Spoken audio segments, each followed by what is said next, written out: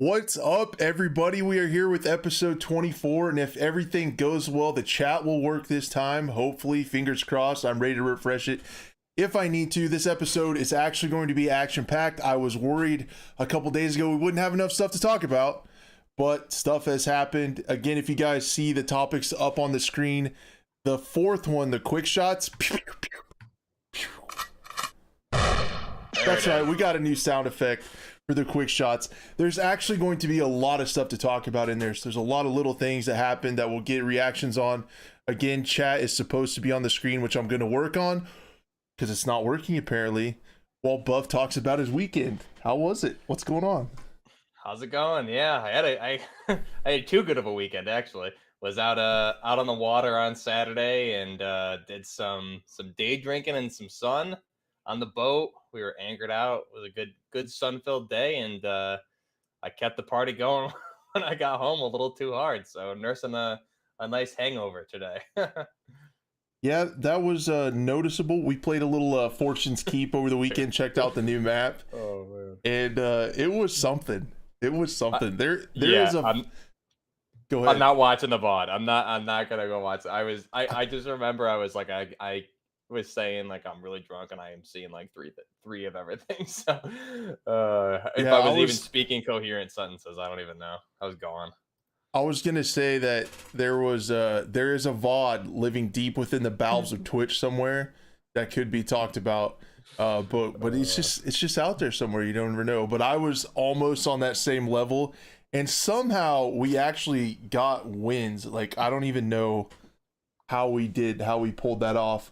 Did I contribute? Happened. Did I contribute to those wins? Or? Absolutely. Absolutely. Right. At least I was there for the moral comedy support, probably, I'm sure. Oh, it was entertaining, if nothing else. Well, there you go. Heck yeah. I guess, man, what's up with the chat? I don't know what to tell you. I'll try to keep working on it as we go. I'll try to do my best. Yeah, it ended up getting fixed last time, so hopefully we'll sort it out. Trying to refresh it. Streamlabs, you got to pull together. Like right now, the production team is just scrambling behind the scenes to try to get this stuff figured out. Double time. Yeah, I don't know. Hopefully it works soon. I refreshed it a couple times. Yeah, we'll get it. But anyway, don't worry. Yeah, this weekend I had a pretty good one too. I actually got a custom fitted cowboy hat that I may or may not wear on the show. I don't know. I went to a store. I've been looking for one for a long time, and I have a massive watermelon head, so I couldn't find one. Like if I just go to a Western store and pick one up and put it on, like everybody would just start laughing at me because it looks like I look like Woody from Toy Story because it's so tiny on my massive head. But I got one fitted and it's right here, and I might put it on later. You guys never know. It could get crazy. It might happen. Love it. The other thing is generally chat is on the screen. Hopefully at some point during the show we'll get it to work. I don't know what the deal is. It's worked for 23 episodes and this is 24 and now it decides to stop. I don't know, but we'll try to get it on the screen. And what that means is, guys, I love it when you guys chat on the screen. I really do. Because when people go back to watch the VODs, you guys are part of the conversation. So keep the chat going. We definitely read it. And at the end of the show, you guys can see on the topics, there's a chat Q&A. Shout out to the audio only podcast listener. We still love you. We think about you every week. The show is an audio podcast. If you want to listen to it, the link for that is down in the description.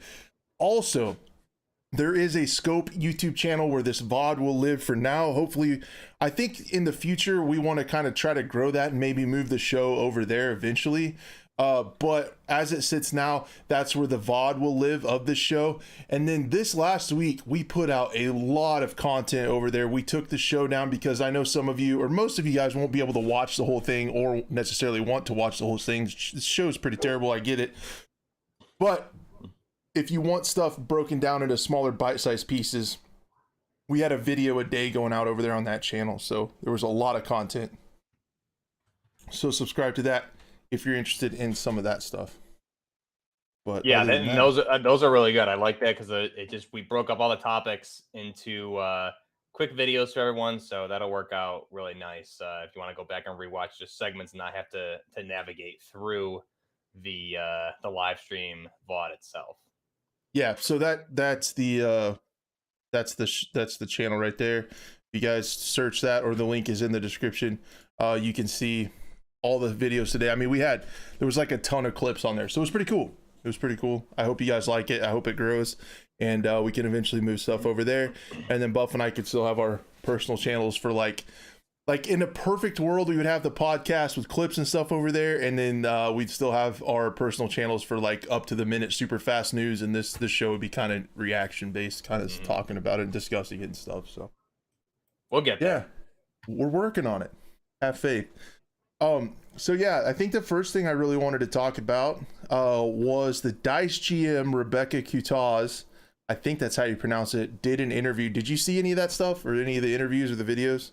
I believe I saw some excerpts from it. I didn't watch the whole thing, so I'm eager to hear what may have been said that I missed. Yeah, I have some of it pulled up here. Let me get it going. Let me get the production team on it.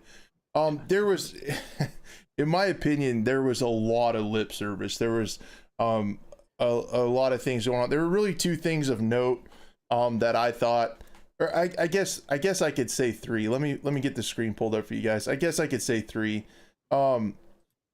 The one thing she said is they worked with Vince and Byron and Marcus and Alex, all of the new upper management hires. So the GMs, the head of DICE, Vince Stampella, Byron Bede, and Marcus Leto was doing a new Seattle studio.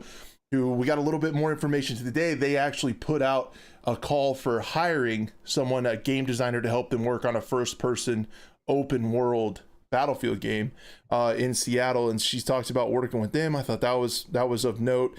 And then I have two articles pulled up because it looks like two different entities got interviews with her, and it's really weird. She says they asked about if they're working on Battlefield only, because that's been a little bit of controversy we talked about in a previous episode. Is it doesn't feel like the entire team is working on that. Some sources have said it's a skeleton crew. And then EA came out and said, everybody's working on 2042. What she said was, we are only focusing on Battlefield 2042. There's no time for anything else. This is what we want to do. In 3 years, we want to be the first person shooter powerhouse that DICE deserves to be. And that's what we're going for. So a 3-year timeline. I don't know what to make of that. I don't know if that means do what? Interesting, for sure. Yeah, because they said at one of the EA earnings calls that it still made sense to have like a 2-year cadence for Battlefield games. And then this says 3 years, so I don't know if that means it's getting pushed back again for the next Battlefield. I would also imagine potentially like the two-year dev cycle, and then maybe a free-to-play option midway through that life cycle. So it'd be a 2 and then a 1, so a 3-year plan potentially. Maybe there will be some remasters in there. Doesn't sound like they're going to go into too much detail as to what the plan is, though. Yeah, it's hard to say at this point what they're going to do, but it sounds like Vince Stampella and Byron Bede are super into the mix and communicating with DICE, and they are going to continue to work on Battlefield for now. The other thing she talks about now in this article, she said most of the team is working on the next Battlefield. So in one interview, she said all. In this one with Venture Beat, she said most, and I called that out in my video as which one is it. And then this is the other most being, sorry to interject, but most being on the next Battlefield or the current. Oh, excuse me, I'm so sorry. Yeah, good catch. Yeah, most are working on 2042. Okay. She said most, and in the other one she said that's all they're working on. Okay. And in this one she said most. Here's the other thing, and this is really weird to me. I don't understand this at all. So they said, I'll just read you the question and you can tell me what you think, because this is where they started talking about the future games. In her statement that she put on Twitter, she announced that she was working on the metaverse and stuff like that, a bunch of weird buzzwords that we hear about the future and stuff like that. Just hope we don't hear NFTs. They asked, I've spent a lot of time talking to Brendan Green about the ambitions he has for metaverse like games. Now this is the question from GamesBeat. One of his main ideas is that this combination of human game design, user-generated content, and AI together is going to be needed in order to create these vast worlds that everybody wants or seems to want. So her answer to this, and this is weird. Like, I want to see what you think. My dream is to be able to provide a spot-defined gameplay experience, a gameplay experience that's adapted to each player. If you're a great sniper at 150 meters, or maybe you're a bad sniper like me at more like 36 meters, we know that and will provide an experience for you. That's my dream, that we can make that for you. The question is who will be first and win. Now, is she saying a multiplayer game that each user, even though they're in the same match, is going to have different experiences based on how they play? That is weird, and I would say it's kind of what it sounds like, right? But it sounds like there will be. It sounds like there's trying to go for a variety of similar to another powerhouse FPS title we've talked about that has a little bit of something for everybody. Is kind of what it sounds like, but who knows with Battlefield at this point?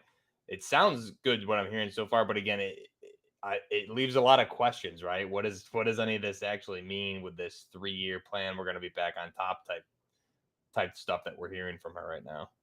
Yeah, it's hard to tell what that means. And then a lot of stuff they're talking about. She talked about innovating. She also said DICE deserves to be the powerhouse that it should be in FPS. Together with the teams here, with Byron, Vince, and Marcus, that's what we're going to do. And again, they talked about innovating and providing new games and stuff like that. And I'm just like, give us a Battlefield. And like, please give us a Battlefield. Yeah, I really think it sounds like what I'm hearing here is they're going almost back to the drawing board with all of the new upper management, and they're getting shout out to chat. There it goes, it's working. And now it sounds like they're going back to the drawing board, essentially, is what I'm hearing, right? So I mean, this could be good, right? The formula, the question is, what I really want to hear from them is, hey, we know the Battlefield formula. We know we didn't deliver the Battlefield formula. We will be bringing Battlefield back, and we'll be back on top. Like, those are the words of confidence I want to hear. I want to know that they know they messed up. They also need to admit, or let us, the fan base, know, who have stuck with this game forever. I've been playing Battlefield since like 2003. It's been forever. So I want to know that they know how to make a Battlefield game still, and they know what Battlefield is, because the past couple of years have been a lot of letdowns. And if they can communicate that to me as a fan and a player who loves Battlefield at its core, that'll make me happy. That's what I personally need to hear, especially after dishing out $120 on 2042, which was the biggest waste of money I could have done. Yeah, I wish they would take a little bit more accountability. It would be awesome. They have a little bit, they said our design decisions didn't resonate with fans and stuff like that, but yeah, I get it. Just real quick, a man named Nobody with the 279 super chat. What's up, dude? Thank you so much for the support. I really appreciate it. And shout out to Nick for just coming in here and absolutely fixing the chat problem. So yeah, Nick. Thanks, Nick. So what Nick allowed everyone to do is chat on screen. And like I said at the beginning of the show, that is so you guys can be part of the show. When someone goes back to watch the VOD, they will see you guys as well. So you guys mean a lot to us, and your opinions, I love it. I love the discussion that happens, and I want others to see it. So yeah. Other than that, I think that's about it. That pretty much covers it. The overall thing, like, do you think, the other question I had, like the final question I had was, do you think this was damage control for the whole like skeleton crew thing? Wait, no, it's not. Do you think it was in response to that? Yeah, absolutely. I think they needed it. They realized they needed something from a PR standpoint to combat that, since Tom Henderson's been really the voice of, or for, the community, I guess, more so than anybody at Battlefield, right? At this point, for the past, year or more at this point, it's been Tom, not anything from Battlefield. So I definitely think it was damage control, definitely PR trying to pivot. But they're still not giving me exactly what I want to hear here. So, I mean, no one wants to see Battlefield succeed more than me. And I don't think it's happening with 2042, but they're sharing some insight as to what is going on in the background, hopefully. And hopefully this is actually what's going on. They're not just giving us buzzwords. But yeah, like, just give us in 2 years.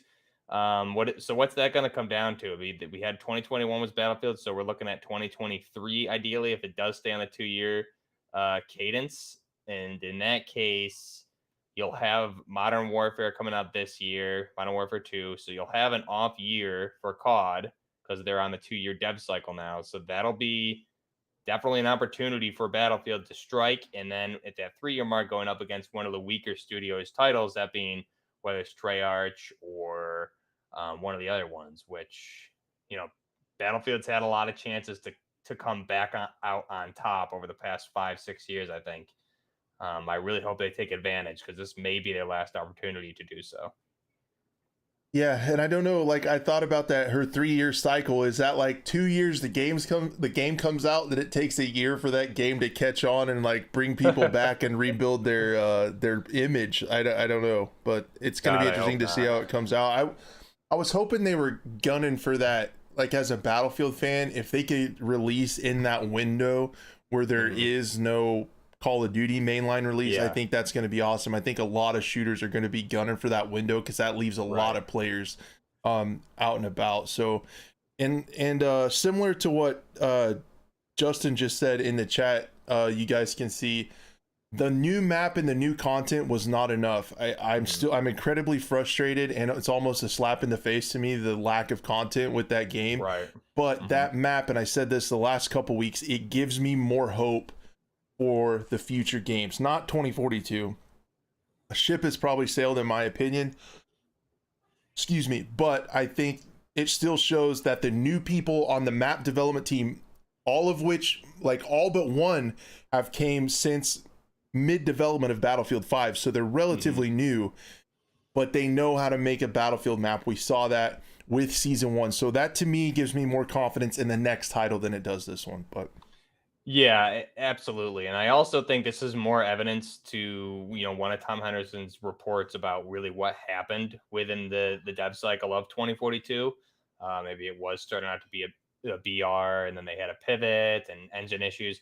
I mean, regardless of being a relatively new, it's not the same DICE studio we knew back in 2010 to 2012-ish, but it's seeing what they delivered with this new map versus what they launched with is night and day from what I can see. So hopefully, I agree, that is good evidence. I really need them to deliver a gritty Battlefield 3 type game for the next one. They just need to go back and just do Battlefield and make that gritty, that same feeling that we had for Battlefield 3. If Battlefield 3 was remastered, I'd play that for another 10 years. So that's, I mean, just give me something, just give me that same feeling, that same core Battlefield, and I'll be good. I've heard that from a lot of people. You're not the only one to share that sentiment, for sure. And the other thing why I thought this was interesting and could have been damage control, there was a lot of things swaying public opinion. And this is Twitter. And again, I know like the loud people that talk about Battlefield on Twitter is a very small minority of the entire player base. However big, you can make jokes about how big that is right now. But they said you had Jeff Grubb and Tom Henderson both saying a skeleton crew. So you had them corroborating that. And then you also have the amount of content we got a year later also kind of leaning us towards the skeleton crew. And then finally they said, wait, we got to do something. So they came out with this, I feel like. But it sounds like they're more so doing damage control for the future of Battlefield, not the present of Battlefield, which I think, if we're looking at it logically, I think the reports we heard from Jeff Grubb and Tom Henderson are accurate. Skeleton crew, who knows what that entails, but it doesn't make sense financially for them to put more manpower into this game. It makes sense for them to do the bare minimum, like we've discussed, fulfill their obligations to you know, their shareholders and the customers who paid for that seasonal content, which legally they're obligated to deliver. It makes sense that they're doing that, and they probably have guys on the back end doing bugs and things like that at the same time. But it doesn't make sense to have the entirety of DICE on that game. And I think the content that was delivered with Season 1 is obviously evidence to show that that's not the case. Yep. So I guess we can move on. That sums that up really good. We can talk about something that is new. Fortines Keep. I don't know if you remember our initial gaming session due to your blood alcohol level. But what were your initial impressions of the map? So yeah, I don't remember much of that, and shout out to a man named Nobody, because I know he came in and carried us a little bit, and I know Odin made an appearance. I think, maybe, don't know. Yeah, Odin knows. Odin knows. Right, I Odin? remember parts of that. Yeah, I had way too much to drink, but regardless, yeah, I did get hands on that map prior to our session over the weekend, and I actually was able to play a little bit this afternoon before the show. and I actually love the map. To me, it's more of a strategy type map is what I like about it, because it's unlike Rebirth and unlike Caldera, it's kind of more of a callback to old original Verdansk, where you need to use strategy and like outsmart your enemy, right? You can reposition, you can move around enemies and reposition, get a flank on them. That's the type of gameplay I love, and when I'm sober, I do it very, very well. So I'm enjoying the map a lot so far. I've had a lot of like pretty decently high kill games, between like 9 and 12 ish, just on average, with just some regular play sessions. Whereas if I were doing the same loadouts on Rebirth or Caldera, it would be nowhere near, maybe like 2 or 3. So I'm having a good time with the controller, or the map with my controller, and I think it's a lot of fun. So it's definitely a good change for the game right now.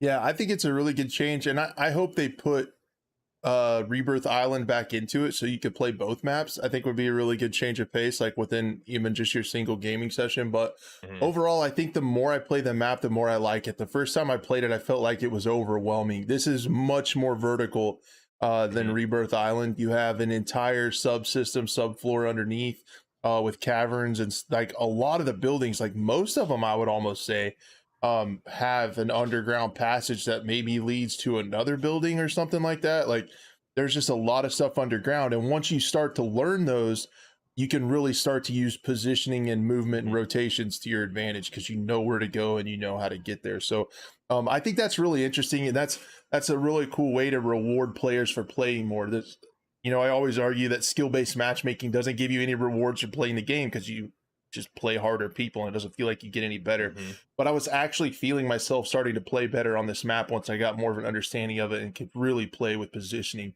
So it's a much more traditional battle royale experience, I think, where Right. positioning is incredibly important.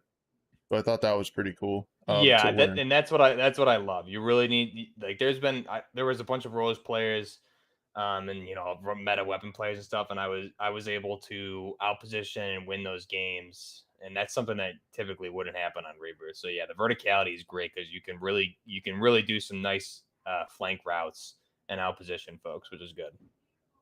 And then the what's your favorite? Do you remember? I don't know if you remember, but what's your favorite part of the map?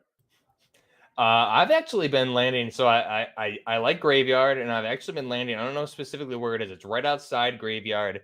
Um, there's that there's that one tower up there in the mid north, the terrace area. That circular tower of terrace area that you're showing there, right overlooking Graveyard, and what is that? The gate. The gatehouse, or I think it is there. That's where I love Yeah. to land. That little circular object overlooking Graveyard to the north. The northeast of it, I think, is a good spot. Land up there, and there's a lot of loot up there. No one seems to land up there, from my experience. You get your loot. There's usually buy stations in the area, and then you have high ground right off the bat. And there's typically a balloon, a launch balloon right there. So if you need to, like, if the circle moves further east or something like that, you can get on all those rooftops and keep that high ground, which is really cool. So yeah, that's kind of where I've been going lately. Yeah, that's a good spot. We dropped Graveyard and had some success. Hmm. Winery too. There's a whole Hmm. entire like below ground wine storage facility. Too bad you can't get actual wine there.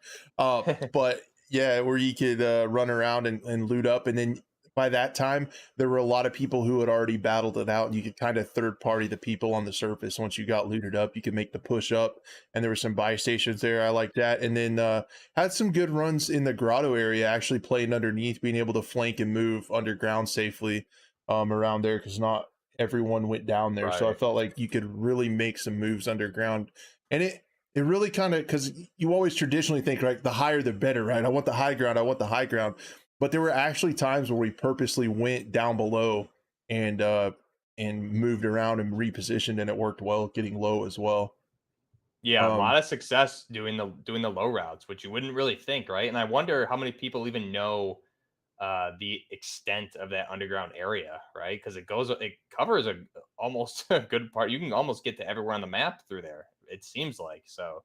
yeah, because Very, very cool. I still don't know exactly what buildings have access to underground. I think that's like Yeah. the next thing I need to learn because I Hmm. mean you can run into a building, drop down below, and come up at a completely different spot in another building and confuse or flank people. And Yeah. I think it's really cool once we get a better understanding of it. So definitely need to put some more time on it. But For overall, I sure. think it's a success. I wasn't for sure. I know there are times though, if you're one of the first few teams to start losing players and having to come back in resurgence, sometimes it can be really hard with all the rooftops and stuff to land back in and regain and get your feet under you again.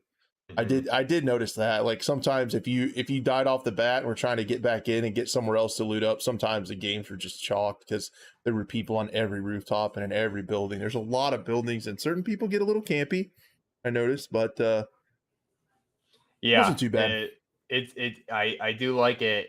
You can traverse those rooftops, but I think most of the rooftops they you have line of sight to almost every rooftop from all the other high positions. So there's not really one spot where where you have superior high ground positioning over anyone that I've really seen yet. Even the towers, you can't get all the way up in a lot of those towers. You can only get midway, so you're actually at a lower height advantage than a lot of the other rooftops on the map. So yeah, overall it's a success. We'll get some more time on it and see how it goes. I know you're loving the NZ 41 meta. It's your favorite. It honestly, it really hasn't. I haven't encountered it too much because the map is so it's built the way I would want to. That's why I love Verdansk because okay, it negates you can outplay the meta on Verdansk. You can so far it seems like you can outplay the meta on Fortines Keep, which that's why I like it. Yeah. And then I had a I guess this would probably be the time to talk about it. I had a couple crazy tinfoil hat scenarios.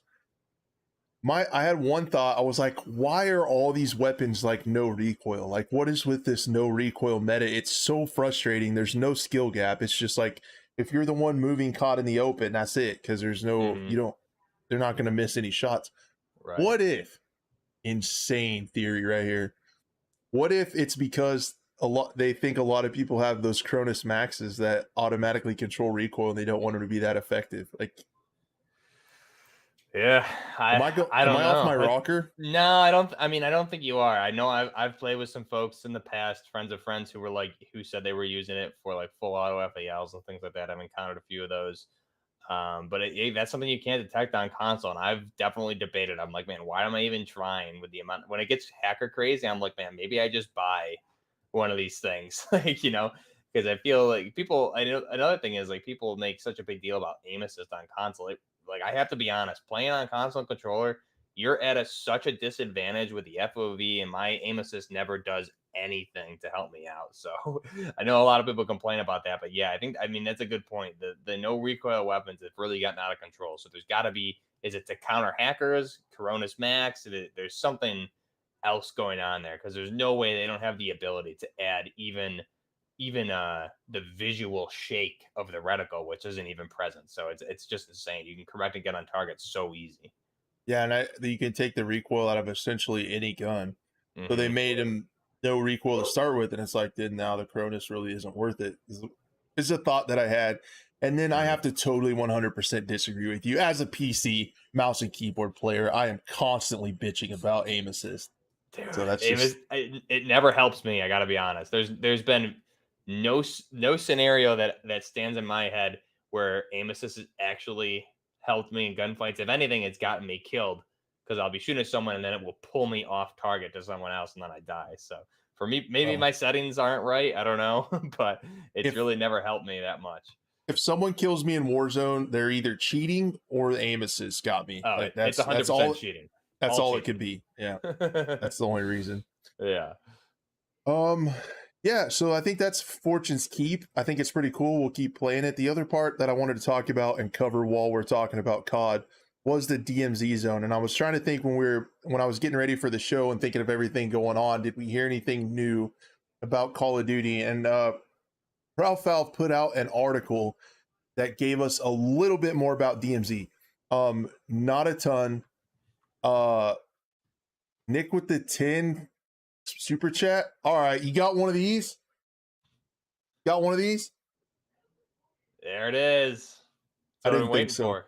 I didn't think so. Boom. Styling. So yeah, what we're talking about is DMZ. So Ralph gave us like a little bit more information about it as far as like timing, what we can expect, and also free to play. So I have that article pulled up and we can talk about that just a little bit. There's not like a ton of information in there, but there's always conversations around the DMZ mode, because I wonder so much how it's going to be. Like, I start to get a little bit of that excitement that I had for Hazard Zone back. But what he says is the new rumored RPG title is currently termed Project Nexus, and he made it sound like it's actually going to be a standalone different game. Has since become a high priority across Infinity Ward. Virtually every Activision owned studio is contributing towards the free to play project. So we know that it's standalone. We know that a lot of studios are working on it, and it's going to be free to play. Yeah, and I know this this article, I covered it in a quick video too. It makes a lot of sense. It makes more sense to me than what we were hearing previously. Was DMZ was going to launch with Modern Warfare 2 as that third mode, and then Warzone 2 would come in Q1 2023, being probably March, right? So it seems like what Ralph is saying here is those flipped. So it seems like actually Infinity Ward has even confirmed Warzone 2 is coming this year. So we're going to get it probably in December. And then we've heard rumors months back that there was going to be some free to play title that wasn't Warzone in 2023. So it makes sense that that's going to be this other mode. And also, what Ralph is saying here is Modern Warfare 2 is going to launch with campaign, spec ops, and multiplayer, followed by Warzone 2 later this year. And then supposedly DMZ will be coming Q1, which I think is, correct if I'm wrong, it's going to fall anywhere between like mid-January to mid-March, somewhere in there, which is exactly where we were expecting Warzone 2 to be placed in the beginning. So this makes more sense, especially if this mode is still kind of a work in progress, right? Yeah. And he talks about that a little bit as well. But thinking about it, they're trying to make something for everybody with this game, with the standard 6v6 mode, Warzone, medium battles and big battles like Battlefield, with the ground war and the vehicle mechanics and destruction. And then they're going for the Tarkov survival crowd with this. Also Rainbow Six Siege, CSGO crowd with the hostage mode. Just a lot of different modes that they're going for. Hopefully these all come to fruition, because it'd be really cool to have a game that has all that stuff. He says in a tweet that the third mode has been under development for 4 years, so that's a really long time, and it's seen a number of changes throughout development, which makes sense with the success of Tarkov games like the Cycle Frontier, Marauders, and other extraction type game modes starting to surface and starting to become more and more popular. So it makes sense that they'd follow this. It's going to be really interesting to see how they take a traditionally hard to learn type game mode and make it more accessible. And this goes along with what you said. He said development for the title has been shaky, seeing numerous delays in development as a result of Treyarch's delayed premium titles. So then this is going to help, in my opinion, ease that gap of no mainline title in 2023. This is going to be kind of to fill that spot, it feels like. Given the 2-year space, Infinity Ward wiped the slate clean and revisited their content schedule, signing the rumored DMZ to release Q1 2023. So, like you said, on the condition that Modern Warfare 2 and Warzone 2 meet expectations. Official details for the online title remain scarce, with an announcement allegedly coming in August. That was the other big thing. We should get a clear look at their aims and intentions regarding the brand new mode. So this summer still, we might be able to hear. Yeah, I really hope we do hear something around August. Would be really cool if we get even a little 30-second teaser or something. This is the mode I'm looking forward to the most. If it's kind of what we're expecting, it really depends on how in depth they get with this, right? Because I mean, you and I both love Tarkov. We know they're not going to deliver a Tarkov experience, but if they can take a lot of the core elements of that and turn this into a game mode that's more for that crowd, but on console, because everyone on console is always asking, "What is Tarkov on console? When's it coming to console?" So this is their opportunity to kind of get ahead of that and hopefully deliver a game mode that pleases. And this is the one I'm most looking forward to. And yeah, it looks like they're filling game modes for almost every crowd, because they are, in my mind right now, the only AAA shooter, FPS shooter out there. that's dominating like they are, and so they're going to take advantage, especially with no new titles coming from any of what could be their competition, right? Right. It totally makes sense. And it's just, yeah, it's going to be really interesting to see on that spectrum of, accessible and arcade to hardcore and Tarkov, like where on Hmm. that scale it's going to be is going to be the most interesting to Right. me. I'm just hoping it's complicated enough. The thing about Tarkov that's really cool is like, uh, I think you get that kind of pit in your stomach when you find something good or you're using really good gear, and it kind of makes you nervous. I think having a little bit of gear fear in a game is pretty cool. I hope it Yeah. has that. That's one of the things that Hazard Zone did not do, was there was really no reason to go get hard drives and bring them out after one or two matches. It was silly. So I hope they do a better job with making more loot more valuable, Hmm. and giving people a little bit of that gear fear. I think it'd be pretty cool. Yeah, and I think the free to play element is also really important too. I know Hazard Zone, when they announced it wasn't going to be free to play, and I know Justin brought this up in chat earlier. When they announced Hazard Zone wasn't going to be free to play, like the feedback from the community in general seemed like, well, that's a big mistake, right? And it turns out there was a lot of other issues around it. But yeah, it would it have helped if it were free to play? Probably not. But if it were the mode that we had all kind of expected it to be, I think it would have helped Battlefield more if it were free to play, and this seems to be the seems like Call of Duty's making uh, making a good observation about what Dice did wrong with some of those modes, aka Hazard Zone. So I think the free to play is good because it's going to get more people in. However, there's the offside of that is okay. Then you're relying solely on the anti cheat, right, to filter out the cheaters instead of a some sort of entry fee, which I wouldn't be opposed to either. But you gotta. It makes more sense for it to be free to play. Hopefully, there's just something like if you get banned, then you need to pay to get back in. Maybe would be cool. Yeah, something like that. Call of Duty is doing a pretty good job with cheaters. I know it's They always are. a uphill battle. It's a cat and mouse kind of game, right? With cheat developers always changing their code and stuff like that, and they have to update the anti-cheat to do that. It's not like you can make an anti-cheat for a cheat that hasn't been designed yet, right? Like they have to Hmm. make it. So it's always like a playing catch up all the time, it seems Yeah. like. But they actually do a pretty good job with Ricochet. Some of the games that are coming out that I'm excited for, I'm a little worried about. Like World War III. I'm a little bit concerned about cheaters, and there's another one. Some of those indie games, I'm just Hmm. worried about how they're going to be able to handle cheaters, especially a Yeah. lot of them, using the same engines. That a lot of people are using those Unreal engines, and cheats are probably fairly easy to make for that. So I worry about that a little bit, but. Yeah, me too. That's gonna be one thing that could potentially ruin it. I know that was a big issue with Warzone previously. It seems like they're doing a good job now, but like you said, it's always going to be reactive, right? It's never going to really be proactive. So that's the problem, especially when it comes to free to play. Yep. Um, so I think that covers it pretty much. I'm more or less pretty excited for that mode. Why is that? I broke something in the overlay. Oh, I put it. Oh no, is that for our topics? No, they're there. Why does Okay, it go away when it? technical difficulties. That's all There, it's working. Sorry, guys. It's working. It right. wasn't working on my previous screen, but it's working on that. So the next thing There we go. that I wanted to talk about was Squad 3.0. We'll definitely keep our eye on everything Modern Warfare 2. We're looking forward to that. So the Hmm. Squad update.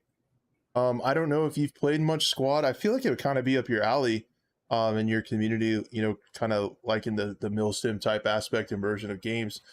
Um, Squad's pretty cool. I haven't played 3.0, but I watched a lot of streams. I watched a lot of people play um the 3.0, and it's a major update for the game. So I thought it was worth kind of having its uh own topic and own time to talk about it. They added a lot of stuff. I don't want to get really into the weeds. I just kind of wanted to show you guys on the screen. See if I can zoom in a little bit. The sheer amount of changes that they made to this game, I'll just scroll through, and vehicles added is actually incredible. Like for an update, for a game free to play or free update. And factions, weapons. Yeah, it's crazy. I mean, we were just talking about Battlefield 2042 recently. Look at this update from Squad, who is not a AAA development studio versus that. But yeah, this update's huge. And I haven't played the most recent update, but I have played Squad. It's a lot of fun, especially some of the modded content. So this is something I'll definitely be jumping in and checking out. It's really a good time, especially if you have some people that have played it that kind of, if you're new, that can kind of take you in, or if you find a server that welcomes new players and that find some people, find a good squad of people that will help you out. Because like when you're communicating and working together and completing objectives, that's when squad is like at its peak, in Hmm. my opinion. So yeah, one of the big things that they talked about is amphibious gameplay. So they added amphibious capabilities to a ton of vehicles. They also added new ways that soldiers and vehicles interact with water. Uh, a lot of it was focused around like aquatic combat. So now you can say you can say that Squad has more water vehicles than Battlefield 2042. Oh Uh, God. so there's that. Um, but yeah, so I messed up the overlay. I'm so bad. Um, No, it looks good to me. But yeah, we have those fixed it. we have those IFVs that are the ones that can travel to the water. So you're coming off the carrier and you're seeing it here in the trailer in the background. These guys getting in these IFVs going or the APCs going through the water there, and you travel from the carrier to the land in those, which is awesome. And then this is the new Marine faction, which is super cool that they added with all new weapons to the game for that faction. Some are repeat from the U.S. Army faction, but others are new. I think they added like the M27 IAR. You got the I think the M38 DMR, which is essentially a version of the M27.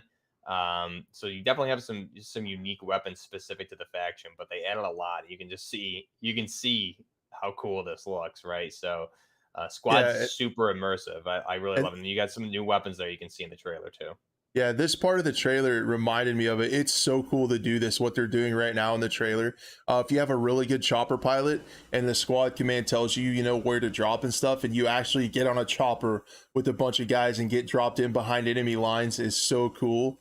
Like, I don't know, it's a crazy feeling. And like one of the cool things about squad is just everybody communicating and working together. Hmm. If you haven't played it much, it's really neat in that aspect. So like the commanders have their own and squad leaders have their own channel, and they kind of come up with an overall broad tactics or broad gameplay or game plan, excuse me, Hmm. and then the squad leaders relay that to the squads and they carry it out, and it's really really cool with the communication and everything like that. But they added the Marines. Is the M249 saw new? I thought it was new. So the saw is for the army faction as well, but you do have Okay. different optics on the marine version. The marine version has a completely different optic, which I believe is like a four times optic on there, and you have some unique optics that are specific to the marine faction on the other weapons too, which is better than what the army faction has. Yeah, and they added Marines, and then so yeah, water combat, Marines, new weapons, and then the other big thing was a new map. So there you can see that Hmm. one of the new faction members. Um, Here is the new map. Uh, they call maps layers, but it's Black So Coast. big, so Yeah, big. it's massive. Doesn't even fit on the screen.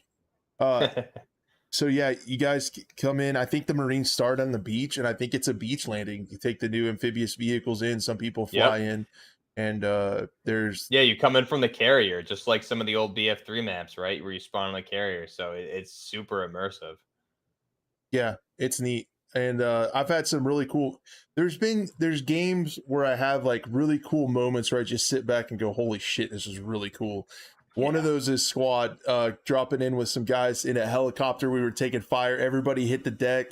Everybody's hauling for medics. We're belly crawling through the weeds and stuff, trying to get up to this little encampment to try to take it over and build a fob or a forward operating base, Hmm. and because that's what command wanted us to do, and it's just really cool. There's a lot of neat things that can happen in that game, but it's definitely slower paced and less arcadey than Battlefield, so it's not for everybody. But It is, but once you get in those combat moments, it is intense. After you build your fobs, your forward operating base, and you move in and capture. And then when you get to the parts where you're actually fighting and engaging enemies, trying to take some of those points, the fighting can get really, really intense. And again, it's super immersive, but there's definitely a learning curve. So it's hard to jump in there and like know what you're doing right away. I had no idea what I was doing. Luckily, I was in a nice server where everyone was like chill about it and helped me out. But yeah, I was just building some bunkers with some Yeah. 50 cals, putting ladders up, unloading ammo, and then about 25, 30 minutes later, we got into some combat. Yeah, unfortunately, it is one of those games that has a really steep learning curve, and you kind of have to know what you're doing. But it helps to. I'm sure there's a Discord or Reddit maybe where you can try to meet people, but there also are noob-friendly servers that say it on there. You just have to get in a squad and say, "Hey, I'm new. Is it all right if I squad up with you guys?" And as long as you're nice and you say, "Hey, I'll do the best I can. Just tell me what to do, and I'll do it." It's all right if I ask questions. People are really cool. I've had several different servers where I've told people I'm new, and they were really nice, and it's a lot of fun. It's not the bang bang shoot 'em up crazy arcade like COD or even Battlefield, but it has some mechanics that once you learn you can have a lot of fun with. Every match plays out different because it's so big, and this is another one of those indie games that I hope makes it to console. It'd be really cool. I But really the hope it does too. That'd be awesome on console. Because it's really cool on. It's one of those other games like we've talked about this, right? Like one of those games on PC that the console crowd would probably love, right? If we could get their hands on it. We've seen that with Insurgency Sandstorm. It seems like there's probably going to be a lot more making that jump to console because there's definitely a huge market there that wants these kind of games. So I think yeah, Squad would be a good one. and Squad's another one of those games that's kind of the only one like it. It's kind of one of a kind. You're not going to find that experience. Hell Let Loose is close probably, but yeah, it's probably quite a bit different. Hmm. The other thing I wanted to talk about, I didn't spring this on you early because I wanted to be a surprise, but there was some Twitter controversy Oh yeah. about it. So PC Gamer put out. Let me zoom in so you can see here. Uh, PC Gamer put out an article that got a lot of people in the Battlefield and Squad community going back and forth. I don't want to pull up all those Oh boy. tweets and name names and stuff like that. But the PC Gamer said Squad is basically Battlefield with logistics, and it just got a major update. So that was the headline for their Oh boy. I can article. see that causing issues. Yeah, so you had a bunch of Battlefield people saying a lot of mean things about how Squad is nothing like Battlefield, and then I saw a few larger Squad creators saying, "Yeah, it is. It's basically came from a Battlefield 2 mod. Hmm. Isn't that how it Yeah, started?" Battlefield 2, the realism mod, which is still out there today. Those guys that made that mod, uh, that's exactly where Squad came from. So Squad was born from the Battlefield 2 realism mod or whatever it was called. You can look it up out there, guys. But yeah, so I mean, they're not wrong. It is at its core what the mod of Battlefield 2 realism was, and they obviously improved upon it iteratively since then. But yeah, I can see that causing a lot of controversy. Yeah, Bulletkin said Project Reality. That's what it was called. That's the one. Yeah. Yeah, yeah, Yep. yep.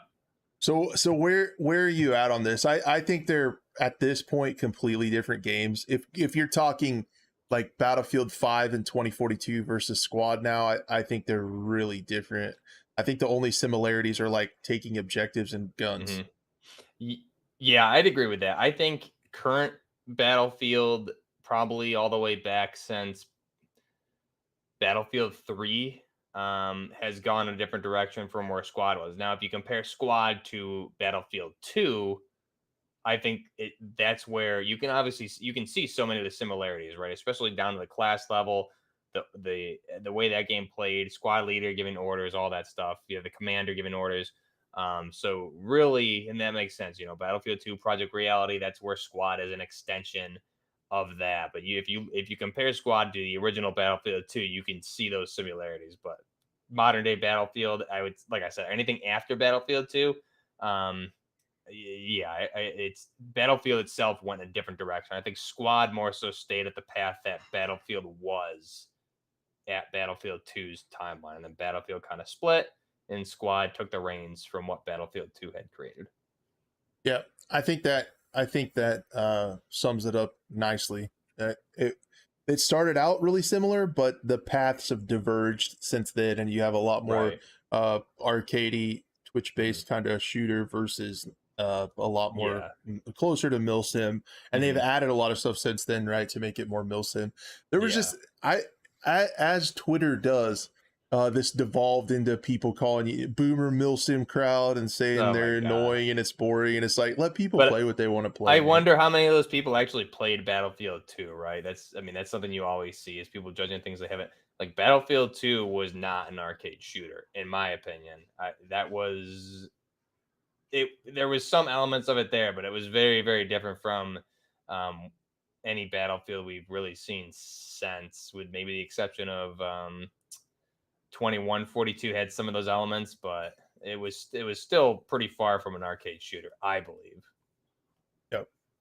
But no, I just thought all the Twitter drama was interesting. Yeah, I wanted to see what you thought. I think we yeah, defined it pretty well. And you yeah. know what, guys?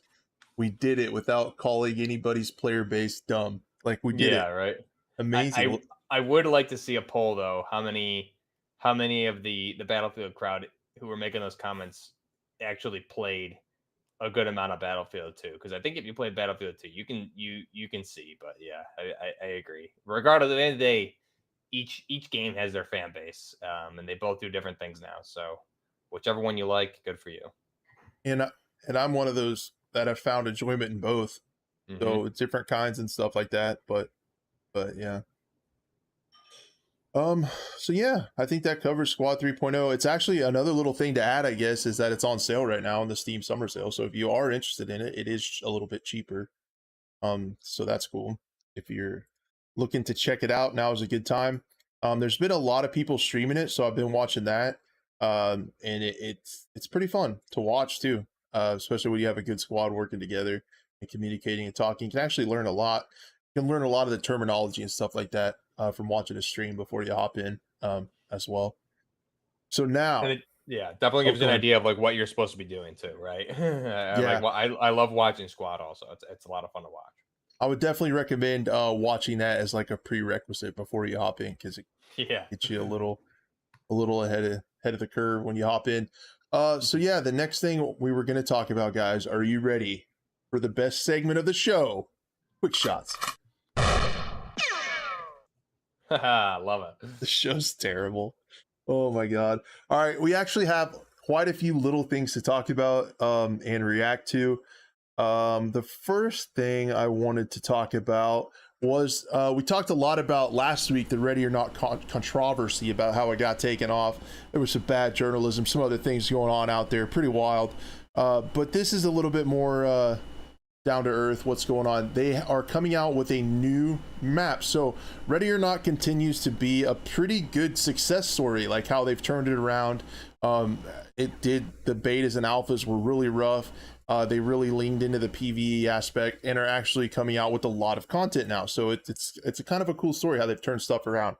So in their volume 33 Ready or Not development update, we can talk about the data center, which is the new map, and a lot of these maps have really neat uh, backstories to them, like the reasons why you're going in there. And this is they posted some very looks at how they're blocking out the map. This one looks pretty small, actually. Just kind of one building that you're going into. And they started to do some inside texturing and modeling with assets indoors, and the lighting looks really good. They still have to do the walls and floors and stuff, obviously. Sometimes they let people play these in the supporter edition even before the texturing's done. So sometimes they play these blocked out like this and get feedback. State of the art kitchen, only the finest for the employees. You got the pizza boxes out there, juice machine with the microwave, everything going on.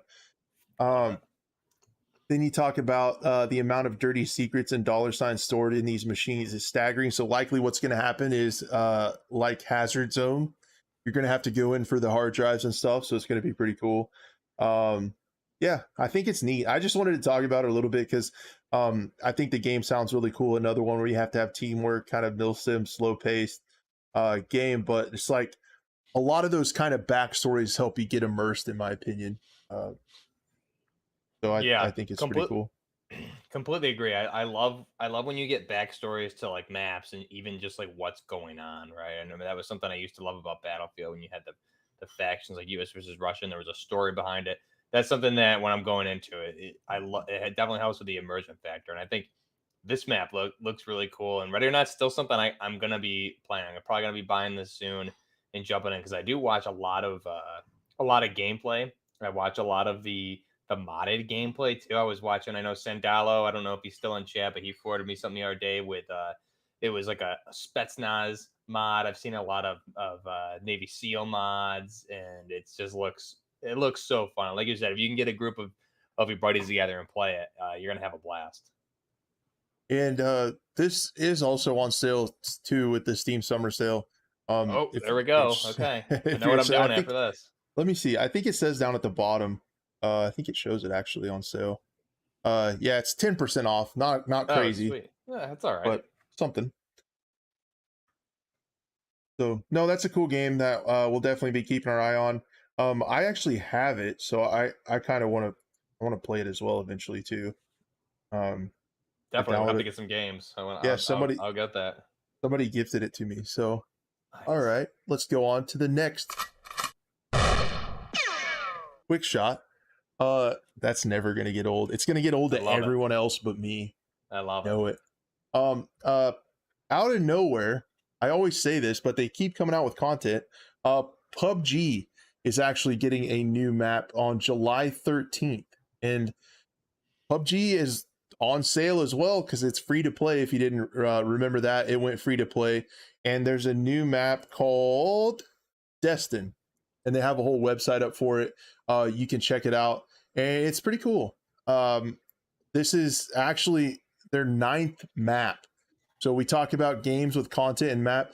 PUBG, love it or hate it. You know, we all play. A lot of us played a ton of it when it came out, but it is coming out with a new map. And every time they have a new map, they also seem to add a bunch of gameplay mechanic changes. So there's a bunch of those too we can look at.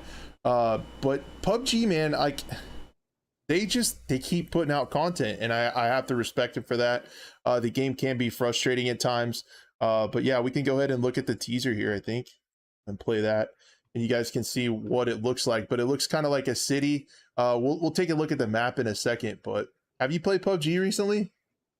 Dude, I've actually never played it because by the time it came to consoles so late, I was already just involved with other games. I know it's free to play now, and I know uh, some of my community plays it, so it's still something I gotta download and play. But I've watched an insane amount of PUBG, so I'm very familiar with everything PUBG, and I love watching the gameplay. This is like one of the I almost I was first watching gameplay of this back in like 2017, around the time it first came out. This was one of my reasons I wanted to get a PC to play at the time. So I love watching PUBG. It's just something I got to jump in and play. Maybe I'll just end up getting it on PC as well too. I'm sure I can run that here now that I actually have a PC that can play some games as well. Yeah, it's definitely worth checking out. Like the thing about it, like I will give my disclaimer if anyone wants to jump back into PUBG. What you're gonna find is a lot of people that never left. So Yeah. they're really good at the gunplay, at the movement, at the positioning, map knowledge, and PUBG has some really satisfying gunplay, but along with that is a skill gap. There's a lot of recoil a lot of the times. They shoot different ways. There's ballistic with the bullet travel and drop and stuff with the snipers. So there's definitely a lot of nuances to the gameplay, and you're going to come across really good people. But if like I have the last few times I've played it, if you go in just to have fun, mess around, have a few drinks with your friends, it can be a lot of fun to drop in places, loot around, find some silly stuff. The thing I like about battle royales and stuff about like PUBG is it gets you guys, like if you're playing with friends, you're talking about where to go next. Like a lot of times with multiplayer, you know, you'll just sit there in silence and not play and not talk and just play the game. This gets you talking, having fun. There's all kinds of vehicles and silly stuff to have fun with. So if you just take it, if you just go into it knowing that you're probably going to come across some insane chads and just have fun, get some kills here or there, it's a good time. This interactive map is actually really cool. That Yeah, I I'm, have I'm up on the liking screen. That's awesome. It looks really good. Yeah, so it shows the swamp. These guys really have been kind of, since they got taken over, they have been kind of on the cutting edge of the Unreal Engine. There's a giant inflatable chicken with a theme park that looks really cool. I dig the colors. This game's going to be interesting. I feel like PUBG's eventually going to get to Unreal 5, I'm sure, and it's going For to be cool. PUBG 2 or whatever. Yeah, It's gonna be, that's gonna be really cool to see what they do with the next iteration of the game too. yep. This map looks really neat. Um, I'm going to definitely check it out. I always like to check out the new maps and stuff. They have a paintball course. That's pretty neat. That's awesome. And then the town of Ripton, there's where the big skyscrapers and stuff are next to the.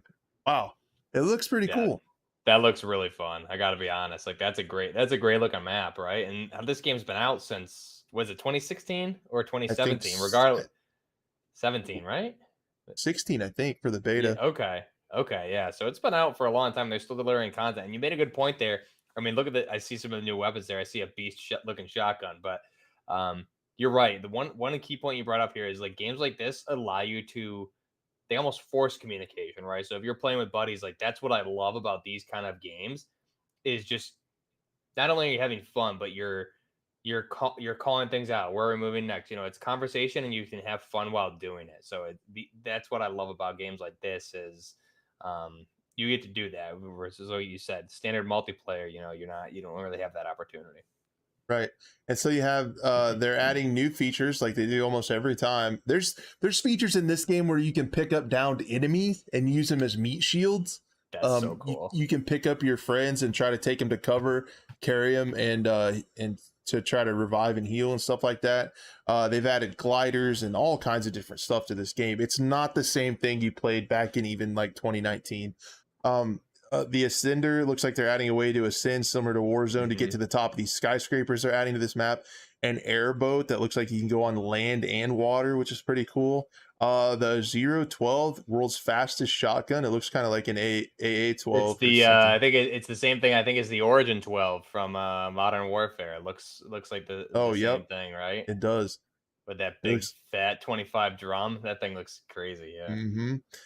And a utility parachute. Oh, this is really cool. So they're adding a parachute will be fastened to every player in Destin. So when you're on this map and you jump from a certain height, you'll have a parachute to always jump off. So that's really cool. That's awesome. like Battlefield Warzone. So y'all, because Mhm. as you can see, based on these screenshots, it looks like there are a lot of skyscrapers. The lighting looks really cool. They put a lot of these at kind of dusk at sunset, and the lighting looks really neat.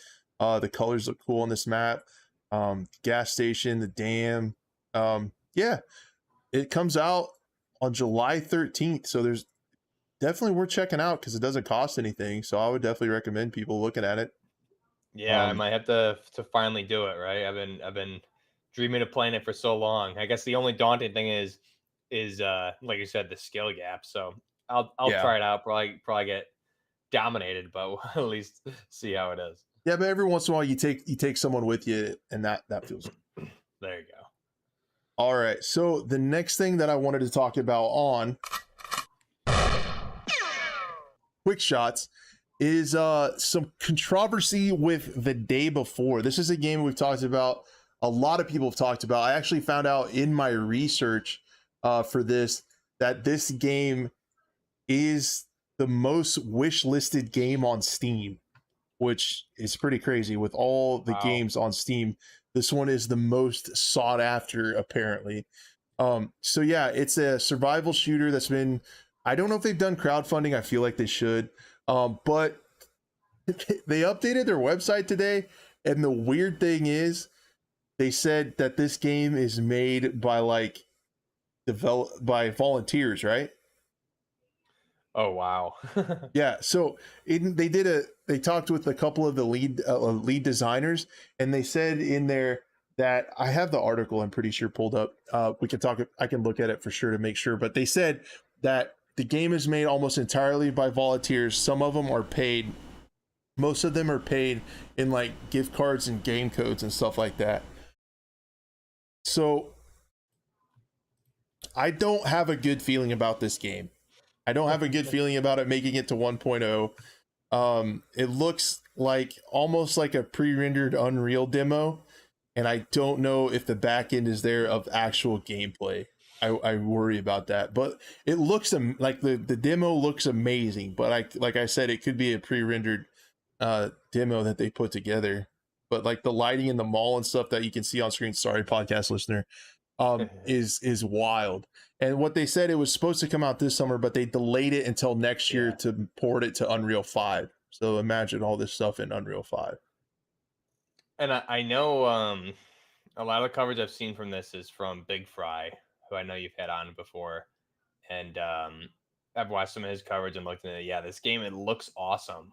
It's just a matter of, will it live up to expectations and deliver, right? Is this actual gameplay? We don't, I guess we really don't know. I don't know if they've had any play demos with any creators or anyone that's gotten their hands on it. To my knowledge, that could be wrong, but yeah, it makes sense from what we've seen. It looks like it's extremely popular. This is one of those games, if they can deliver, is going to make a lot of money. Yeah, I don't think it really has even made it to that point yet, but Nah. it looks incredible. But again, yeah, we just don't know.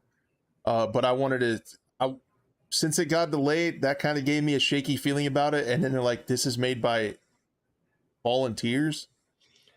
That's a new one to me. I haven't heard that before, so that's pretty crazy. I wonder if they're volunteers, meaning they're developers at other studios who are just doing this in their spare time, or what that actually means. Because the game looks, visually, from what we're seeing, it looks awesome, right? So, Yeah, curious what the let me experience level is there.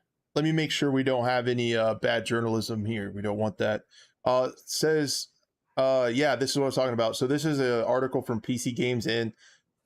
It's the highest wishlisted game on Steam, higher than even Starfield, and it got Wow. delayed till 2023. But in this video, you guys can see some of the lead developers in an odd turn. This is quote from the article. In an odd turn of phrase, this includes full-time volunteers who work for salaries. Fantastic, which is the name of the developers or the studio or publisher, I guess. Sorry, admits that the number of its paid volunteers is limited, and the majority of team members consists of part-time volunteers who are unpaid and compensated with, quote, cool rewards, participation certificates, and free codes. Cool. Interesting. Okay. So yeah, I wonder if that's always been the case, or if they had. I'm curious. Yeah, very interesting. I'm not sure, but it definitely got a lot of people talking about it. Yeah, it's like, I'll give you an Amazon gift card if you develop this game for me. It seems like. So I don't know about that. It's just another one of those things. Like, that game, honestly, like, looked too good to be true. And then I can't believe they published that on their website. Nick says in chat, exactly. What's a paid volunteer? That's an employee, right? Like, just how they said it and stumbled over their words. It's definitely cause for concern in a game that already has a lot of skepticism surrounding it, even from me. So yeah, I just wanted to let you guys know, because that's a game that we've looked at before, that we've talked about before, and just wanted to keep you guys updated that I don't feel that good about it. Knock on wood, right? We'll have to see what happens in 2023. Yep. So, time for the next quick shot. This show stinks. The Tarkov events are going on. There's actually a new one today. I played it a little bit this afternoon before we went live, and it, like, that's the word for it. It's insane. So wipe is imminent, guys. Like, they brought everything back from the traders that you can get everything for just a couple rubles. So it's really, really cheap, which is actually pretty liberating when you go to play the game, because you don't have to worry about dying, because you can buy a chatted kit, like you can buy a medic kit for just a few rubles. So that's pretty interesting. What they did today is really wild, and I died a lot, but it didn't matter, right? Because I could buy new stuff. But for Tarkov, everyone basically caught COVID, and you have like, I think 400 seconds to live. So everybody has a lethal toxin, like, right when you come in, and you have to find these X12 stimulants, and it resets your timer, so you get another 400 seconds to live. The stimulants can be found in airdrops. There's a ton of airdrops. There's like 5 or 6 airplanes at once in the air going on, and you can also get them from bosses. And all scav bosses are on all maps. So there's scav bosses everywhere aimbotting you, but if you get one killed, they'll have a stimulant. You can live longer. Also, there's only one extraction, and it has a timer on it. So for the first like 10 or 12 minutes of the raid, you can't extract. So it forces you to go find these stimulants, kill bosses, kill players, and there's unlimited sprint too. So it's everybody just shift W and you don't have any stamina. So you could just sprint and you got to run to these airdrops, fight over them, try to get them. And I think what they're doing is it might be like a weapon balancing data collection, right? Everybody's got meta gear and there's a lot of gunfights going on. I thought about that, but it's wild. I died a lot. Yeah, it sounds like they're probably the first thing that popped to mind is like experimenting with the limited time modes, LTMs, but definitely, I mean, they're tracking the back end analytics to see which guns are winning fights, damage outputs, all that information. They're going to keep track of it. It's kind of like an information dump at the end before the wipe. So that's pretty cool. It does sound like chaos. I know I was watching some footage the other day and there was like 7 or 8 airdrops going on at once, like on the map. So it does look nuts. And what you just described sounds that much more insane. I can't even imagine trying to. Yeah, and I mean, to get into the weeds a little bit about it with like the community, I just saw a lot of people, like I was watching Geeksay play it today and he was having fun, and there were people like getting mad, like, I'm not gonna play it, this is awful, I don't want to lose my gear. It's like the game is getting reset in like 2 days. Yeah, potentially. Who cares? And it's like people are getting mad that they're dying to lethal toxin. It's like you can buy a meta kit for like 20 rubles. Just nothing. Like it's just fun chaos. It's like it's so liberating to me. Like I'm using it. I suggest everyone use it to like practice, right? You're practicing your PvE before the next wipe, and you can run in, you have awesome gear, and you're shift W and you're flying around everywhere trying to find these stimulants.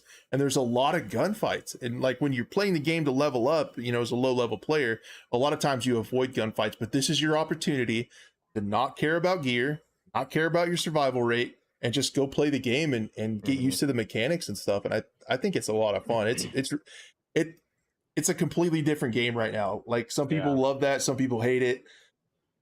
But I think it's a pretty cool idea, and the lore's kind of neat. There's a whole they tweeted a whole statement on like why they're doing this and about the toxin, about the biological response, and why they're dropping in the stimulants. But yeah, you can see when you go into your health menu, you'll have a little biohazard icon, and you hover over that, and it'll tell you how many seconds you have left, like to live, essentially. And so it like gets down to like 5 seconds. You hit the stimulant, it resets you to 400. So yeah, it just makes everyone run around everywhere. Part of me is also curious. I know you brought up the statement for like data collection for the weapons. I wonder if this is also part of a test run and data collection for arena mode, right? Because that's going to be a lot of gunfights, and this what you're describing right now is like the most gunfights you're going to have ever, probably in Tarkov right now. So end wipe is always great for PvP. So I'm sure they're getting some data collected as far as how the weapons are going to perform against each other in arena when that comes out later this year, potentially as well. Yep, I definitely think so. Honestly, my only beef with these events and these end of wipe events is I wish it was communicated to the players a little bit better. The lore and the teases and stuff on Twitter are cool, but I just imagine someone who doesn't have Twitter or doesn't get on Twitter that often that plays confused. This game, you're gonna have no clue what's happening. On. Think it's broken. Geeks had a really good idea. He said it would be cool if there was like a bulletin board, like an announcement board in your hideout. Like if you went to the resting area or something, or maybe you'd receive mail or something, like slip it under the door of something, your hideout, and then it would tell you like the lore behind it and then exactly what was going on. Because I saw the tweet and I knew as someone on Twitter that something was happening, but it takes a while for people to even figure out what the heck's going on and kind of put the pieces together, which is cool, I guess, for that community. But for the people that want to just play the game and aren't on Twitter all the time, I can see where that would be really frustrating. And I've seen several people say that they're just setting out because they think these are silly and crazy and stuff. But I think that's why I'm enjoying them, because it just feels completely different. And it's just like, yeah, you're playing Tarkov with those mechanics, and I have like no fear. I'm just running around pushing shots, pushing everything, because you got to find a stimulant in 400 seconds or you're toast. So you're just going around crazy. It's pretty cool. Yeah, and gunfights are like the hardest thing there's so many times where I don't get into gunfights, and then you get into a gunfight, and you just like, man, I just like wasn't ready to take that fight. So like you said, this is a good time to just get in and take as many fights as you can, get the kits you want because they're all dirt cheap, and the wipe's the best time to play because you can just let loose and have fun and everything. You can go in with full Giga Chad gear, which is great. Yeah. I was taking tricked out mutants with thermals, with Oh Fleer god. thermals. And you can buy like Hex Grid Class 6 armor from Ragman for like 5 rubles Oh and my Alton god. helmets and stuff. And it's just like, yeah, Wow. you just get absolutely chatted out and run around Shift W with no Unlimited sprint. unlimited sprint. And it's pretty neat. That's cool. Yeah, it's fun to play, and then it's gonna get wiped, and I'm gonna be interested to see how I enjoy early wipe. Everyone talks about how wipe is. I think it's weird that a game has to be deleted and reset for it to be good. Like there's a lot of people waiting for this to even play. Um, I didn't necessarily need a wipe, but again, this is the first time I've tried to really immerse myself in the Mhm. game and play and level up and stuff.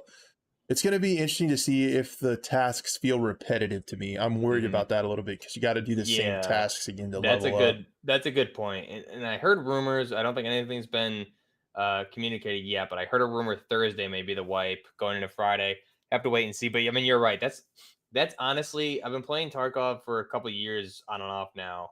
And that's honestly my least. I guess when you're playing with people, when you're playing with friends, it's good. But usually I'm playing solo when I'm doing these quests. So like doing these quests definitely is not something I look forward to. But if you have a group of guys, definitely to do it with, it's a lot easier. There's been sometimes where we've done it, some quests together and things like that. But it can definitely get repetitive, especially if you're so like, oh, I got to do this now, got to do this, level up the trader, got to go plant the comms, got to get the notes on woods, all this stuff, just to get your traders to a point where you can use some of the guns you want. But everyone's on a more even playing field, which makes it fun. The only thing always worry about or the wipe is if I don't actually get in there and start grinding, like I'm gonna be so behind by the time I try and get in, So Yeah, but no, it'll be cool to see. There's just a lot of stuff going on. A lot of people think it with all the craziness going on that the wipe is going to be usually on Thursdays. So hmm a lot of people are thinking it could be this Thursday. I have to be out of town this weekend, so that would make total sense. So, just all your right, luck. guys. Yeah, it is. I swear. I had to miss that whole week of Summer Game Fest, so that was great. Um, all right, guys. You know what it's time for? It's the next quick shot. We're gonna. I can't take myself Love seriously. it. I love it. The next one is Ubisoft tweeted today that they're going to be at Gamescom, and I kind of, with Summer Game Fest, kind of forgot about Gamescom. I'll be honest with you guys. I'm sorry. Um, but they are going to be there August 24th through 28th. Stay tuned for more news. Crash, why are you talking about that on a first person shooter show? Well, guys, glad you asked. Because there are several shooters that are in development at Ubisoft that we could get some release dates and more information on. A lot of people aren't that excited about them, to be honest, but they are Frontlines, Ghost Recon Frontlines, the Battle Royale, and also X Defiant. And then if you look at the replies on this tweet, literally half of them are people wanting a Splinter Cell remake. And we've Mm, heard rumblings of that for a really long time. So that'll be we have. something people are keeping their eye out for. I'm not sure if there are any other stuff going on. And yes, Seth, you mentioned that. I definitely want to talk about X Defiant just a little bit more in depth hmm because it seems like they are listening, right? Like it started out, and I was of the same mindset.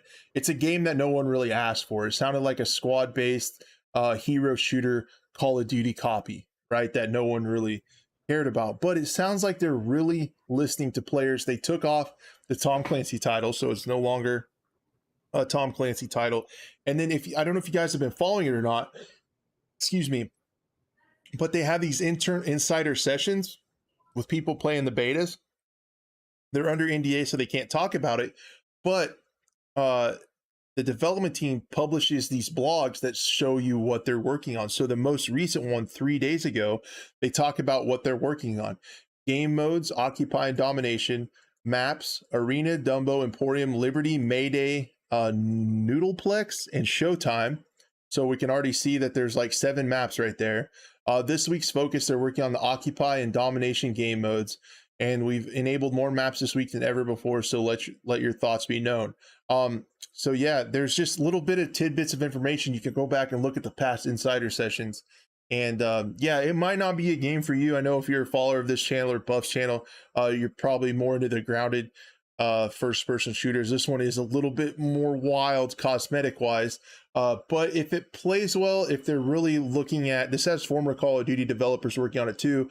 There's also former Call of Duty pros acting. I know Aches is one who's acting as a consultant for this game to help them tune in that gameplay. So it might be a competitive shooter, even with crazy cosmetics and stuff like that, but it might be kind of fun. So it's something to look at. A lot of Yeah, people. when it comes to X Defiant, was not a fan of what I saw. That's, I mean, personally, that's not something I'll play.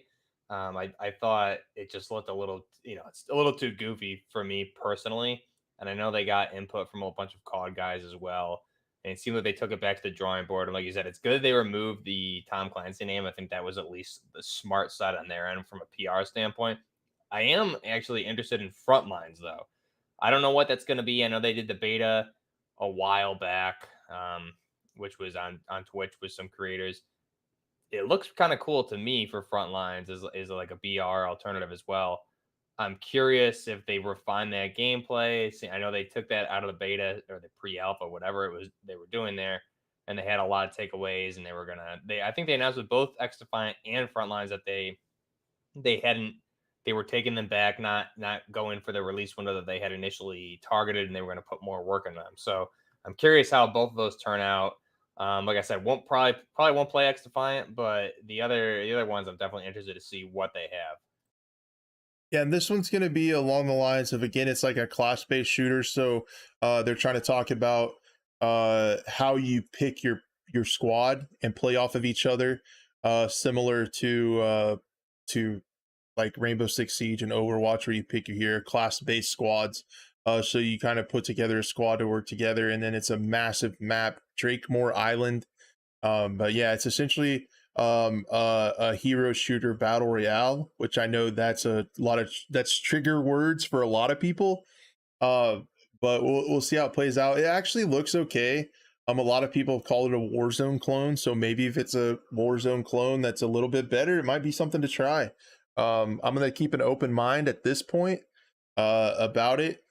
But yeah, there are battle royales, hero shooters. That Super People game saw a lot of success during its play test. It was really popular for a while, almost like a PUBG, where players had abilities in the class system and stuff like that. So we'll definitely keep our eye on it. Hopefully, maybe we could potentially see something at Gamescom about Frontlines. We'll try it. I'm gonna keep an open mind for now.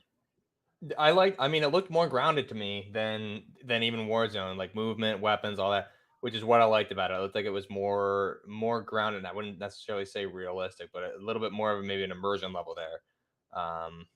But yeah, who knows? Who knows what they've done the gameplay? Definitely just something to keep an eye on.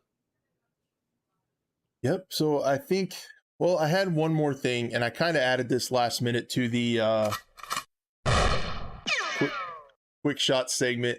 Was what is World War III doing? Um, they need to release that game. I don't know if you've been following it very much, but it's like I, they've been, I yeah. yeah, go ahead.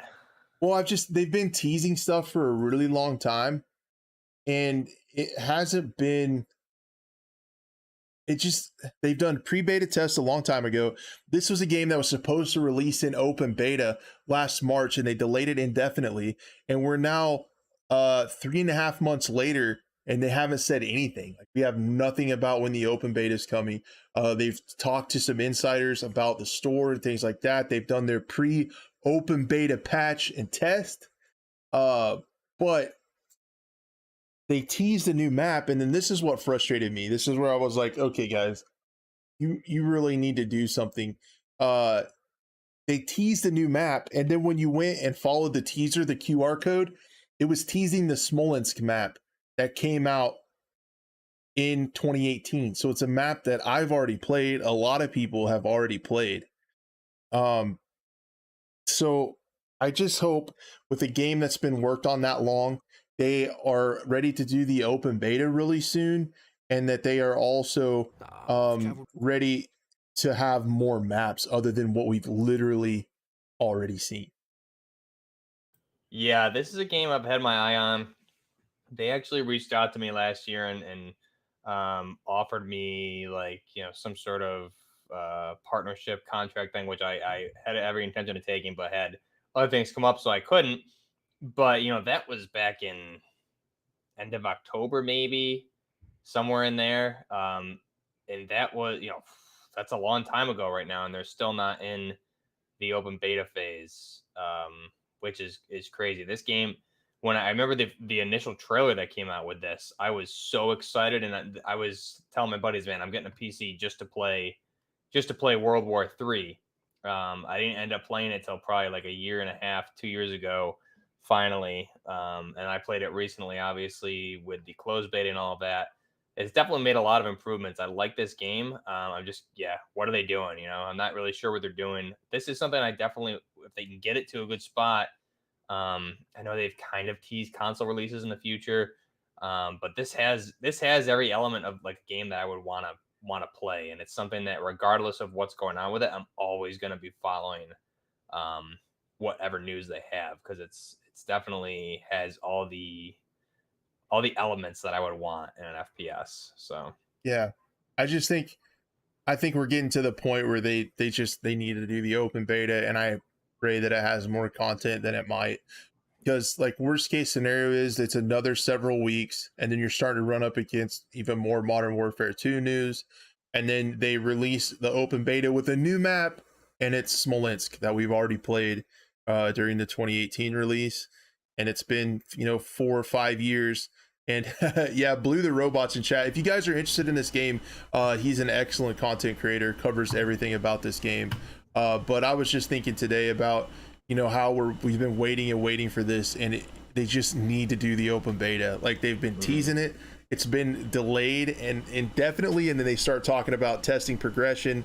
The pre-open beta patch has gone out a couple weeks ago, and it's just like, come on guys, at some point, like, we're all excited for it, but at some point you have to be like, what have you been doing for like 4 or 5 years?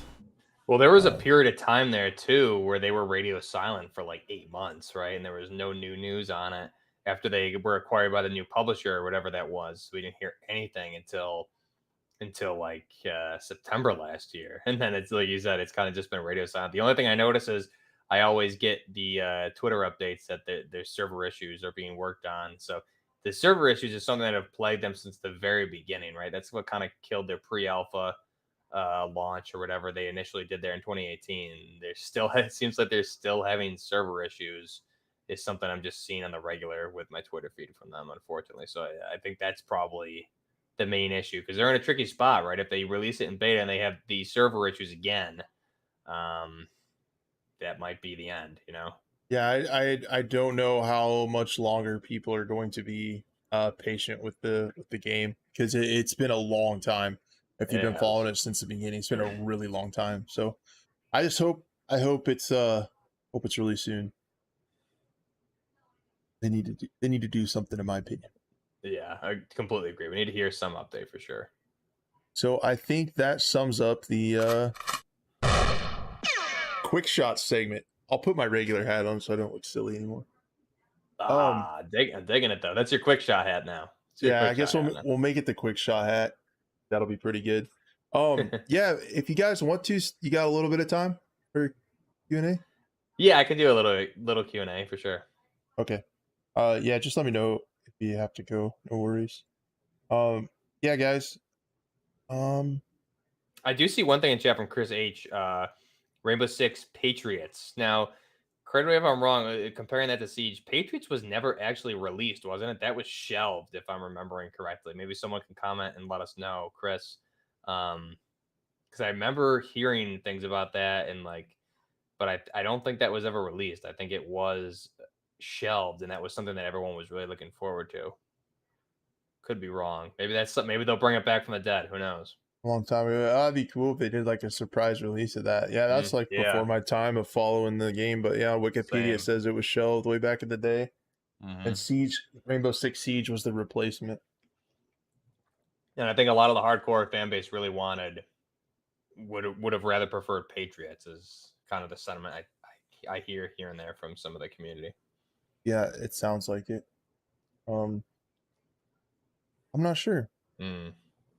I hadn't even heard of that. That'd be cool if they're like at the Gamescom, they're like, it's coming back, Patriots surprise release. That'd be Cause cool. yeah, I mean, you think about it though, Ubisoft really needs like a big win, right? Which is why it would make sense. Maybe Splinter Cell will get announcements, and then they've kind of been ticking off their community. It seems like the past year or so. So I think Ubisoft needs a big win with a true Tom Clancy game, in my Yeah, it would. opinion. I was kind of hoping since it seems like Ubisoft had to see somebody else do something before they copy it. I was kind of hoping that they look at the success of Ready or Not and Mm, maybe put a Tom Clancy title together that's like Ready or Not. Because they yeah. tried to do a Tom Clancy Rainbow Six Extraction against the aliens. It's like, no. Make a And that was game the same. That was the same thing as a Siege had like an event, right? Siege had some like offshoot event, and then that Outbreak. ended up, yeah, and then that ended up being like a copy paste for Extraction. Am I right? Yep.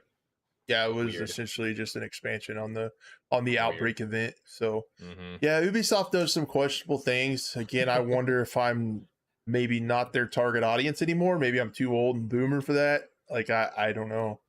But what But is their target audience, right? Because they built their target audience, and it seems like you still have that OG audience there, and that's who they're disappointed. Like if you look at like the old Ghost Recons, like even Advanced Warfighter, I think it was, and things like that.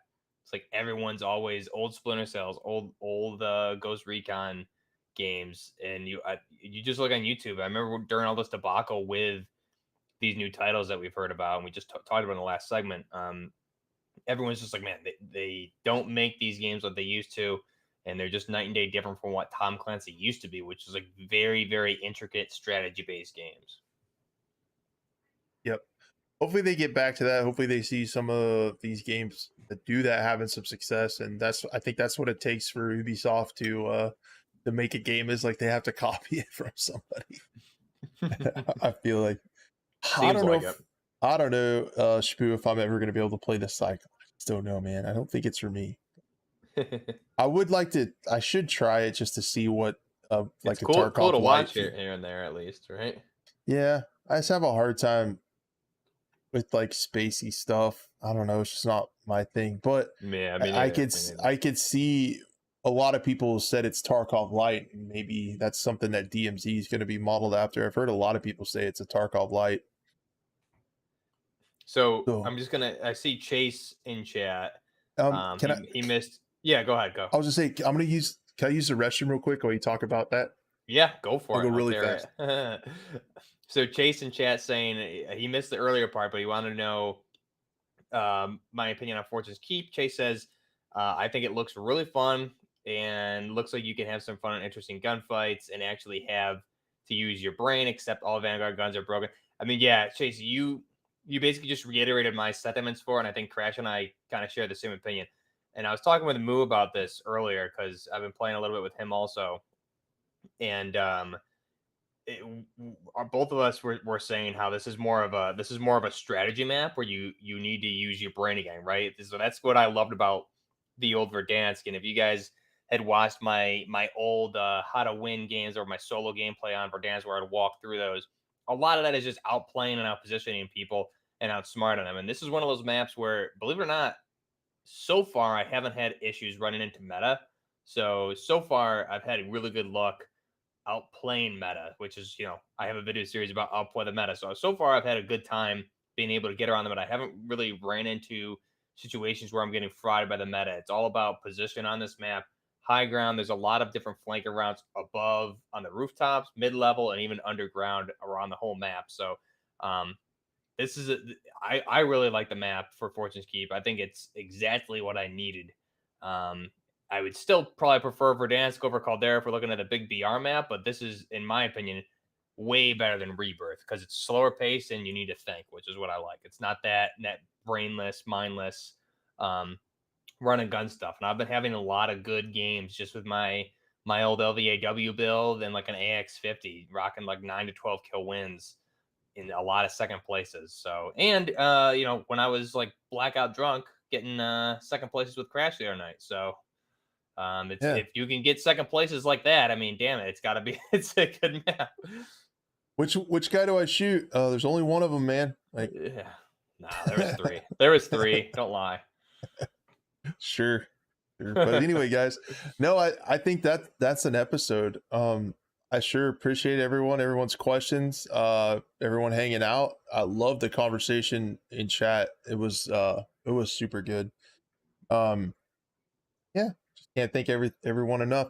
If you missed anything in this episode that you're interested in, again, the VOD will be over on the Scope channel, as well as I'm hoping to do clips again throughout the week of things that we talked about, a little bit more bite-sized chunks rather than the whole hour and a half thing. But Right. That way, Chase, for you, right? If you missed the early part of the stream, the whole thing will be up there over on the Scope channel, which I'm sure we have the link down in the description. And then, like Crash just said, we cut those up going forward. We're going to try and cut those up to the different segments, so you can find that exact video once we cut it up, and we'll probably release them, one video a day throughout the week or whatever. So you can check those out. So make sure you guys are following the Scopes channel there, because that's where all the content will be hosted.